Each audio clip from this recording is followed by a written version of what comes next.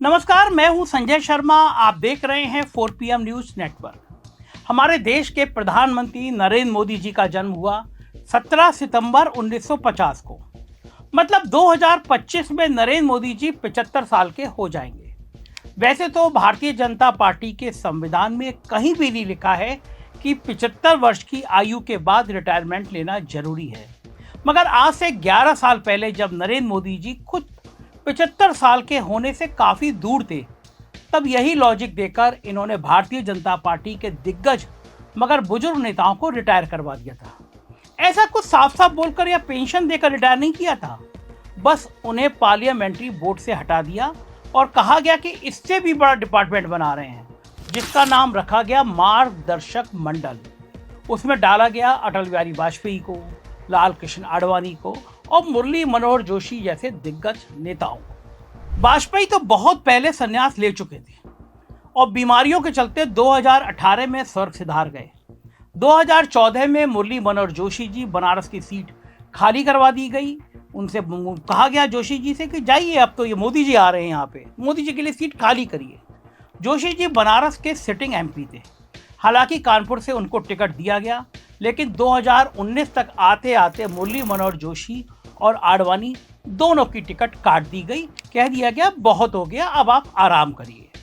बनारस की सीट पर तो मोदी जी काबिज हो ही चुके थे। सालों से जो गांधीनगर की सीट आडवाणी जी की थी, वो आ गई अमित शाह के खाते में। और मार्गदर्शक मंडल का क्या हुआ? वहां कोई मार्गदर्शन लेने नहीं गया। प्रिंट मैगजीन की 2020 की इस खबर पर गौर कीजिए। 6 साल में मार्गदर्शक मंडल की एक भी मीटिंग नहीं हुई। 2019 आते आते आडवाणी जी और जोशी जी ने थोड़ी बहुत नाराजगी दिखानी चाहिए। जैसे मुरली मनोहर जोशी साहब का चुनाव के वक्त बयान आया कि मैं कौन होता हूं जो मोदी को आशीर्वाद दे सके, मगर 90 वर्ष की उम्र के पार हो चुके दोनों नेताओं को समझ आ गया कि उम्र के आखिरी पड़ाव पर चुप रहने में ही फायदा है। आडवाणी जी को फायदा मिल भी गया पिछले साल भारत रत्न के रूप में। हालांकि प्रधानमंत्री बनने की आजीवन इच्छा पूरी ना हो सकने के बाद राष्ट्रपति की कुर्सी मिलने की उम्मीद थी, मगर कहीं ना कहीं किस्मत का फेर भी आड़े आ ही जाता है। जैसे गुजरात दंगों के बाद अटल बिहारी वाजपेयी मोदी का इस्तीफा चाहते थे, आडवाणी की वजह से मोदी जी की मुख्यमंत्री की कुर्सी बची थी। सोचिए, उस वक्त जो कुर्सी चली जाती तो शायद कभी प्रधानमंत्री की कुर्सी ही ना मिलती, मगर यही है किस्मत का फेर। खैर, आडवाणी जी और मुरली मनोहर तो फिर भी लगभग 90 वर्ष के हो चुके थे जब मोदी कैंप 2014 में 75 साल के रिटायरमेंट की योजना लेकर आया। मगर कुछ ऐसे नेता थे जिनकी उम्र 70 या 80 के दशक में थी और उनको 75 साल के नियम की बात करके टिकट नहीं दी गई, यानी मजबूरन रिटायरमेंट ले दिया गया, दे दिया गया, कहा बाय बाय। इनमें से कुछ प्रमुख नाम थे शांता कुमार, हुकुमदेव यादव, कलराज मिश्रा और भगत सिंह कोश्यारी, BC खंडूरी, करिया मुंडा और पूर्व लोकसभा स्पीकर सुमित्रा महाजन। 2019 में सबका टिकट काट दिया गया। अब समय का चक्र फिर घूम चुका है। 2029 के अगले चुनाव आते आते मोदी जी 79 साल के हो चुके होंगे। चूंकि लोकसभा का कार्यकाल 5 साल का होता है, इसलिए यह उम्मीद करना कि अगर भाजपा ही फिर से चुनाव जीती तो 79 से 84 साल की उम्र तक मोदी प्रधानमंत्री रहेंगे, ये थोड़ा हजम नहीं होता। अपने मन से तो कोई नेता कभी रिटायरमेंट नहीं चाहता कि मैं रिटायर हो जाऊं। शायद मोदी जी का भी मन ना करे, उनका मन ना चाहे, मगर उम्र के साथ शरीर और दिमाग की भी कुछ सीमाएं होती हैं। आज तक के सबसे उम्रदराज प्रधानमंत्री मोरारजी देसाई थे, जो 81 साल के थे, मगर उनका छोटा सा कार्यकाल नेताओं के आपसी झगड़े और मोरारजी देसाई की गिरती तबीयत से ही भरा रहा था। इसमें कोई दो राय नहीं है कि अधिक स्ट्रेस लेने के बाद इस उम्र का आदमी सही से सोच और बोल नहीं पाता। मोदी जी भी उम्र के कुछ लक्षण तो इस बार लोकसभा चुनाव में दिखने लगे थे। उनके सामने चेहरे पे आने लगे थे जब रैलियों में मंगलसूत्र छीने जाने वाली बातें अजीबोगरीब तरीके से मोदी जी करने लगे थे। साथ ही दूसरे नेताओं की भी अपनी महत्वाकांक्षा होती है। मन में तो हर कोई एक ना एक दिन प्रधानमंत्री बनना चाहता है, खासकर पहली पंक्ति के वो नेता जो प्रधानमंत्री की कुर्सी के अलावा बाकी सब भोग चुके हैं। इसलिए मोदी जी के 75वें साल में प्रवेश होते ही ये सवाल जरूरी हो गया कि मोदी के बाद कौन। आज ऐसे 4 चेहरों की चर्चा करते हैं और देखते हैं कि किसका पलड़ा भारी है। सबसे पहले बात करते हैं राजनाथ सिंह की। अटल बिहारी वाजपेयी जी की 5 साल की सरकार में ये रोड मंत्री भी रहे और कृषि मंत्री भी, और इन्हीं 2 मंत्रालयों के बीच समीकरण कुछ इस तरह बने कि सन 2000 से 2002 तक उत्तर प्रदेश के मुख्यमंत्री भी रहे। अटल आडवाणी काल से केवल 3 दिग्गज नेता मोदी काल में अपनी जगह बना पाए, सुषमा स्वराज, अरुण जेटली और राजनाथ सिंह। बाकी दोनों तो गिरते स्वास्थ्य की वजह से उम्र से पहले ही इस संसार को छोड़कर चले गए, लेकिन राजनाथ सिंह मोदी के पहले कार्यकाल में नंबर 2 की भूमिका में गृह मंत्री रहने के साथ साथ 2019 के दूसरे कार्यकाल में रक्षा मंत्री बनाए गए। अमित शाह नंबर 2 की भूमिका से गृह मंत्री बन गए, लेकिन खास बात यह कि अभी भी हाल में तीसरी बार के शपथ ग्रहण समारोह में मोदी के बाद और अमित शाह से पहले दूसरे नंबर पर राजनाथ सिंह को ही शपथ दिलाई गई। शपथ लेने के क्रम में वो मोदी के बाद की कुर्सी पर ही बैठे हुए थे।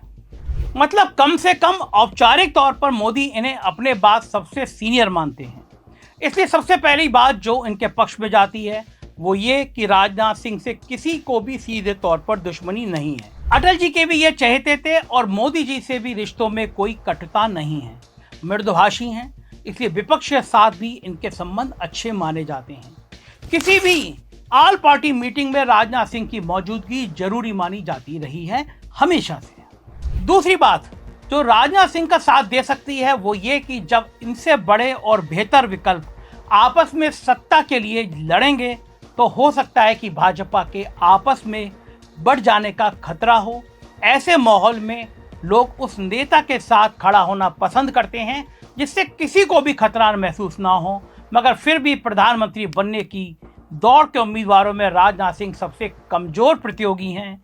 कारण नंबर 1 और सबसे बड़ा कारण वो खुद 73 साल के हैं, यानी मोदी से केवल 1 साल छोटे। पूरा गणित लगाया जाए तो केवल 10 महीने छोटे हैं। मोदी सितंबर 1950 में पैदा हुए और राजनाथ जुलाई 1951 में। इसलिए 2029 में इनकी खुद की उम्र 78 वर्ष होगी। हालांकि ढील डोल और बातचीत से अभी मजबूत नजर आते हैं, मगर उम्र के चलते मोदी जी इनका साथ देने की बजाय खुद अपना नाम ही चौथी बार रखना पसंद करेंगे। दूसरी वजह यह कि मोदी काल में राजनाथ मंत्री तो बने रहे, लेकिन कुर्सी बचाए रखने के चक्कर में एक लीडर वाले क्षमता खो बैठे। रक्षा मंत्री के तौर पर बस 15 अगस्त और 26 जनवरी को पाकिस्तान पर वही सालों पुरानी घिसी पिटी लाइन बोल देते हैं, हम 1 इंच जमीन नहीं देंगे, पूरा कश्मीर लेके रहेंगे, वगैरह वगैरह रटी रटाई लाइनें। कभी जवानों के साथ खाना खाते दिखाई दे जाते हैं, मगर चाहे चीन विवाद हो या 1 रैंक 1 पेंशन का मामला हो, राजनाथ सिंह कभी भी बढ़ चढ़कर मामलों की अगुवाई करते नजर नहीं दिखे। ये साफ हो गया कि मोदी और अमित शाह की जोड़ी ही सबसे बड़ी डिसीजन मेकर है। इसलिए इतने बड़े राजनीतिक जीवन के बाद भी उत्तर प्रदेश में अगड़ी जाति के अलावा राजनाथ सिंह की पहचान किसी बड़े पॉपुलर नेता की नहीं रही। सुर्खियों में ना रहना आपको छोटी कुर्सी तो बचा सकता है, लेकिन सबसे बड़ी कुर्सी फिर दूर होती चली जाती है। अब बात करते हैं दूसरे दावेदार की, या वो है नितिन गडकरी। 67 साल की उम्र के चलते ये जवान तो नहीं है, कुछ साल पहले मोटापे के चलते सर्जरी भी कराई है, लेकिन राजनीतिक जीवन में इतनी उम्र में किसी को बुजुर्ग भी नहीं कहा जा सकता। 2029 में ये 72 साल के होंगे, यानी 75 साल की काल्पनिक सीमा के अंदर। इसलिए उम्र ना इनके पक्ष में है और ना विपक्ष में। अब इनकी 2 सबसे बड़ी ताकतों की बात कर लेते हैं। सबसे पहली है जनता के बीच उनकी अपनी प्रसिद्धि। मोदी और शाह के अलावा केवल 3 ऐसे मंत्री हैं जो जनता के बीच दिखते भी हैं और उन्हें आम जनता जानती भी है। पहले हैं विदेश मंत्री जयशंकर। विदेश नीतियों पर ये खुलकर बोलते हैं क्योंकि विदेश सेवा का इनका अपना लंबा अनुभव है। लेकिन जयशंकर को लोग बस इनकी एक्सपर्टीज के लिए पसंद करते हैं, नेता के तौर पर कभी पसंद नहीं करते। ना तो ये कभी रैलियों में जाते हैं, ना इन्होंने कभी लोकसभा का चुनाव लड़ा है। एक और मंत्री जो सुर्खियों में तो रहती हैं, लेकिन अपनी गलत एक्सपर्टीज के कारण, वो हैं निर्मला सीतारमण। फाइनेंस मिनिस्टर के तौर पर जितनी बुराई, जितने मीम्स निर्मला जी को मिले हैं, शायद ही कभी किसी काल में किसी मंत्री को जनता से इतना गुस्सा और इतनी शिकायतें मिली। इन 2 के अलावा एक गडकरी ही हैं जो मोदी और शाह की परछाई के बाहर हैं। रोड मिनिस्टर रहते हुए इन्होंने अच्छा काम भी किया है, लेकिन जितना काम किया है उससे कहीं ज़्यादा क्रेडिट भी लिया है। मोदी भले ही बालाकोट स्ट्राइक का क्रेडिट ले जाएं या विदेशों में भारत को विश्व गुरु बनवाने में बात चला दें, लेकिन देश में जब भी सड़क बनाने की बात होती है तो गडकरी का नाम लिया जाता है। साथ ही जनता के साथ संवाद में गडकरी बड़े सहज रहते हैं। लोगों को लगता है कि हमारे जैसे ही हैं। इसलिए एक नेता की तरह गडकरी को जनता से प्यार और सपोर्ट दोनों दिखता है। मगर गुडविल होना एक बात है, सबसे बड़े नेता बनकर उभरने के लिए पार्टी और संगठन दोनों का साथ जरूरी है। गडकरी ऐसे मामले में भी पीछे नहीं है। गडकरी को आरएसएस का पोस्टर बॉय कहा जा सकता है। वैसे तो राजनाथ सिंह से लेकर मोदी तक ज्यादातर लोगों का राजनीतिक जीवन आरएसएस से शुरू हुआ है, लेकिन मोदी कब आरएसएस से बड़े हो गए खुद आरएसएस को भी पता नहीं चला। संघ भी परेशान है कब मोदी हमसे बड़े हो गए। और अब मोदी काल के बाद संघ चाहेगा कि उनका कोई अपना बड़ा नेता बनकर उभरे। नागपुर में ही संघ का हेडक्वार्टर है और वहीं से गडकरी का चुनाव जीतकर आना भी एक अच्छी बात मानी जाती है। संघ के सबसे बड़े फाइनेंसरों में नितिन गडकरी का नाम सामने आता है, इसलिए नितिन गडकरी मजबूत दावेदार तो हैं ही, लेकिन फिर भी सबसे मजबूत नहीं है। मोदी और शाह की जोड़ी गडकरी को खतरे की तरह देखती है। इस बार के लोकसभा चुनाव के नतीजों में जब भाजपा को बहुमत नहीं मिला, तब जोड़ तोड़ की सरकार के बीच में मोदी की कुर्सी पर 2-4 दिन खतरा नजर आने लगा था। ऐसा लग रहा था कि मोदी ने पूर्ण बहुमत के समय जिस तरह बाकियों की अनदेखी की थी, अब मौका मिलने पर बदला लिया जाएगा।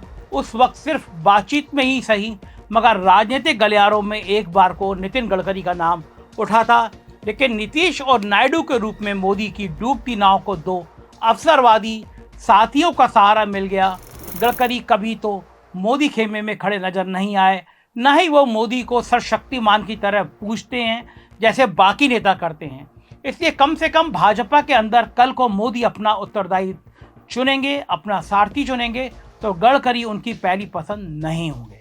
अब तीसरे विकल्प की भी बात कर लेते हैं। वो हैं उत्तर प्रदेश के मुख्यमंत्री आदित्यनाथ, योगी आदित्यनाथ। जिस हिंदुत्व की विचारधारा को आगे बढ़ाकर देश में नफरत और सियासत में कुर्सी हासिल करने में भाजपा कामयाब रही है, उसे आगे बढ़ाने में योगी मोदी से भी कहीं ज़्यादा उतावले नजर आते हैं। इस बार के चुनाव से पहले तो मोदी कम से कम घुमा फिराकर मंदिर मस्जिद या हिंदू मुसलमान करते थे, लेकिन बटेंगे तो कटेंगे जैसे नारा देने वाले योगी ने तो शुरू से ही माना हुआ है कि इन्हें मुस्लिम वोट बैंक से कोई लेना देना नहीं है। योगी खुद गोरखनाथ मठ के महंत हैं। इसी जगह से केवल 26 साल की उम्र में ये लोकसभा चुनाव जीत गए थे। इनके कार्यकाल में राम मंदिर अयोध्या में बन रहा है, बन चुका है। हमेशा गेरुए कपड़े पहनते हैं, इसलिए कम से कम धर्म के नाम पर वोट देने वालों के लिए मोदी के बाद योगी पहली पसंद है। विकास के कार्य का प्रचार काम से भी ज्यादा कैसे हो, इसमें भी योगी माहिर हैं। आपराधिक गतिविधियों में आज भी उत्तर प्रदेश बहुत पीछे नहीं है, लेकिन एनकाउंटर और बुलडोजर जैसे तरीके अपनाकर योगी ने एक अपने मुख्यमंत्री की एक अलग इमेज बना ली है जो उग्र हिंदुत्व को पसंद आती है। इतिहास में झांक कर देखिए, जनता भले कठोर शासक से दुखी हो मगर तारीफ उसकी करती है। आज भी कुछ बुजुर्ग कहते मिल जाते हैं कि अंग्रेजों का राज अच्छा था या इमरजेंसी अच्छी थी, क्योंकि सब काम अनुशासन से होता था। इसलिए जनता को कोई फर्क नहीं पड़ता कि पुलिस की मौजूदगी में सरेआम गोलियां चलाना या किसी अपराधी का घर बिना नियम कायदे के तोड़ देना कानूनी रूप से गलत है। ज़्यादातर जनता सनसनी से भरा ताबड़तोड़ काम चाहती है और सनसनी फैलाने में योगी माहिर हैं। 20 करोड़ की जनता वाला उत्तर प्रदेश दुनिया के आधे देशों से बड़ा है। उसकी कुर्सी पर बैठा आदमी देश भी चला सकता है, ऐसी भावना योगी के इर्द गिर्द बन रही है। मगर जिस वजह से मोदी काल खत्म होने वाला है, उसी वजह से योगी काल शुरू होने में अभी थोड़ा समय लगता है। योगी आदित्यनाथ अभी 52 साल के हैं, यानी राहुल गांधी से भी 2 साल छोटे। 2029 में इनकी उम्र 57 साल होगी। प्रधानमंत्री अगर बने तो युवा प्रधानमंत्री ही कहलाएंगे और शायद इसी कारण से इनको ये कहकर मनाया जा सकता है कि 2029 नहीं 2034 में तुम्हें मौका दिया जाएगा। मगर ऐसी बात इनसे कौन करेगा और क्यों करेगा? जाहिर सी बात है ऐसा कहने वाले मोदी होंगे, क्योंकि कोई खास वजह नज़र नहीं आती कि मोदी अपना उत्तरदायी अमित शाह को क्यों नहीं बनाएंगे। आखिरकार अगर मोदी ने इतने साल किसी को अपना सबसे करीबी रखा है तो वो अमित शाह हैं। हालांकि योगी वैसे भी मोदी की वजह से नहीं, मोदी के बावजूद उभर रहे हैं। मोदी ने किसी प्रदेश के मुखिया को इतना बड़ा बनने ही नहीं दिया कि उनकी तरफ से कोई मुख्यमंत्री ही से प्रधानमंत्री बन जाए। शिवराज सिंह चौहान इस बात की जीती जागती मिसाल हैं, लेकिन योगी अपवाद हैं, क्योंकि उत्तर प्रदेश में भाजपा ना लोकसभा चुनाव हारना अफोर्ड कर सकती है और ना विधानसभा, क्योंकि उसका सीधा असर राज्यसभा पर पड़ता है। इसलिए योगी के नेतृत्व में 2027 का उत्तर प्रदेश चुनाव लड़ना मोदी की मजबूरी है, क्योंकि वहाँ कोई और इतना बड़ा नेता भाजपा के पास नहीं है। हालांकि ये बात दूसरी दृष्टि से अगर दूसरे शब्दों में समझा जाए तो योगी मजबूरी हैं, क्योंकि अगर योगी का चेहरा सामने आएगा तो पिछड़े और दलित भाजपा से अलग भी हो सकते हैं। अगर योगी ने 2027 का चुनाव जीत लिया, हालांकि ऐसा बहुत मुश्किल नजर आता है, क्योंकि लोकसभा चुनाव में हमने रिजल्ट देखा था। लोक समाजवादी पार्टी ने जिस तरह भाजपा को लोकसभा में पटकनी दी है, आगे भी टक्कर देती रहेगी, क्योंकि योगी के ठाकुर होने का चेहरा एक तरह से उत्तर प्रदेश में बहुत आगे बढ़ गया है और इस ठाकुर चेहरे के कारण दलित और पिछड़े पार्टी से अलग हो रहे हैं। लेकिन अगर योगी 2027 का चुनाव जीत लेते हैं तो योगी अपने आप को अपने बल पर मोदी का उत्तराधिकारी घोषित कर लेंगे।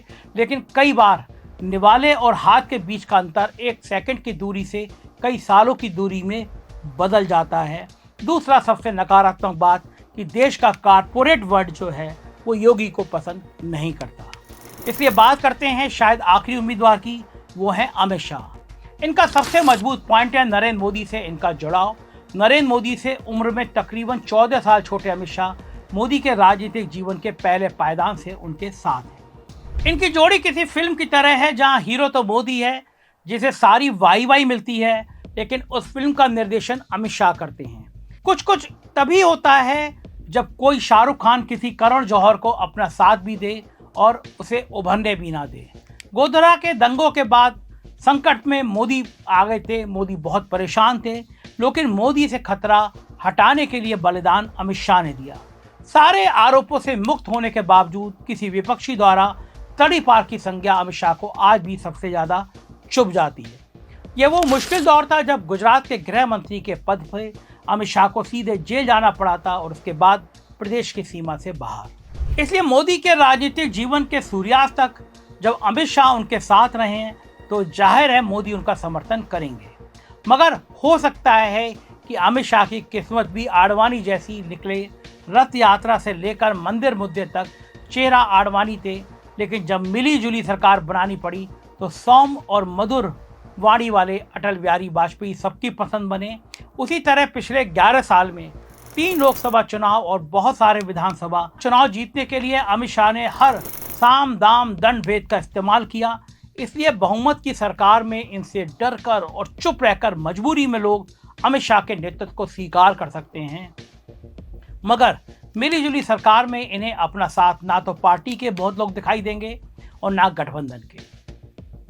संघ भी नहीं चाहेगा कि मोदी वाली गलती दोहराई जाए, जहां व्यक्ति संगठन से बड़ा हो जाए, क्योंकि जिस खतरनाक कंट्रोल से ये सरकार चलाते हैं उसमें इन्होंने दोस्त कम दुश्मन ज़्यादा बनाए हैं, क्योंकि किसी को भी हाशिए पर बैठना अच्छा नहीं लगता और ये सबको डरा कर रखते हैं। अमित शाह की इमेज पर्दे के पीछे काम करने वाले जबरदस्त कार्यकर्ता की तो है, चुनाव जिताने या हार कर भी सरकार बनाने की इनकी आदत से लोग इन्हें बड़े चाणक्य कहने लगे हैं।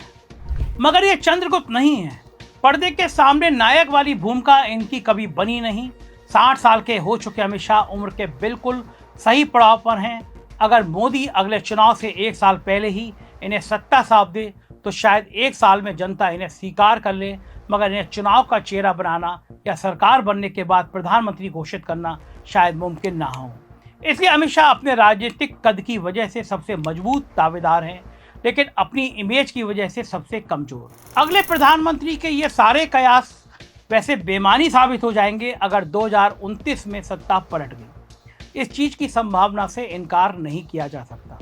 15 साल तक जनता जितने भी झूठे वादे सुन चुकी है। 370 और राम मंदिर को भाजपा कब तक बनाएगी? अगली बार रोजी रोटी का सवाल सबसे बड़ा होगा, इसलिए टक्कर कांटे की होगी। और अगर फिर भी भाजपा जीत कर आती है तो प्रधानमंत्री की कुर्सी की दौड़ देखना काफी दिलचस्प होगा। मोदी का उत्तरदायी कौन? अगर आपके और भी सुझाव हैं तो हमें तर्क के साथ कमेंट्स में लिखिए, बताइए, हम जरूर उस पर चर्चा करेंगे। कैसी लगी स्टोरी आप जरूर बताइएगा। चैनल को सब्सक्राइब और ज्वाइन करना ना भूलें। शुक्रिया, थैंक यू।